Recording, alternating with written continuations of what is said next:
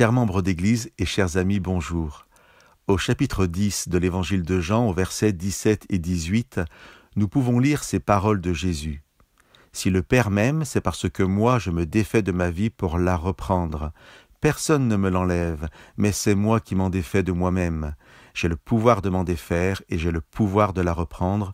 Tel est le commandement que j'ai reçu de mon Père. » Jésus fait allusion ici à sa mort sur la croix et nous apprend peut-être une vérité essentielle, trop souvent ignorée ou minimisée dans notre réflexion sur le ministère du Christ.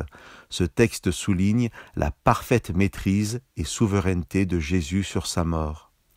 Il n'est pas simplement celui qui, impuissant comme un mouton qu'on mène à l'abattoir, subit l'horreur de la mort sur la croix. Il n'est pas non plus celui qu'un Dieu sanguinaire oblige à mourir pour que sa colère soit apaisée. Jésus nous révèle que lui et le Père sont au cœur de notre salut et qu'il n'est pas un simple pion entre les mains du Père.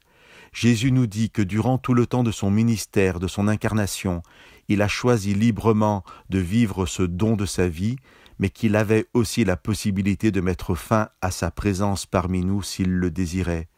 Jésus nous dit même que c'est un commandement qu'il a reçu de son Père, le pouvoir de se défaire de sa vie et le pouvoir de la reprendre. Il le dit autrement lorsque, la veille de sa mort, il est arrêté dans le jardin de Gethsémani. Un de ses disciples sort son épée et frappe à l'oreille un soldat venu l'arrêter. Nous pouvons lire dans l'Évangile de Matthieu au chapitre 26 et au verset 53 ce que Jésus dit à son disciple. « Remets ton épée en place.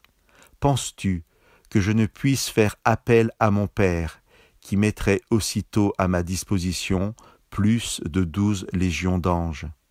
Chers amis, je ne sais pas quelle vision chacun a de la croix et de la mort de Jésus, mais le texte biblique nous rappelle aujourd'hui que Jésus-Christ n'était pas cette victime soumise à la colère d'un Dieu sanguinaire.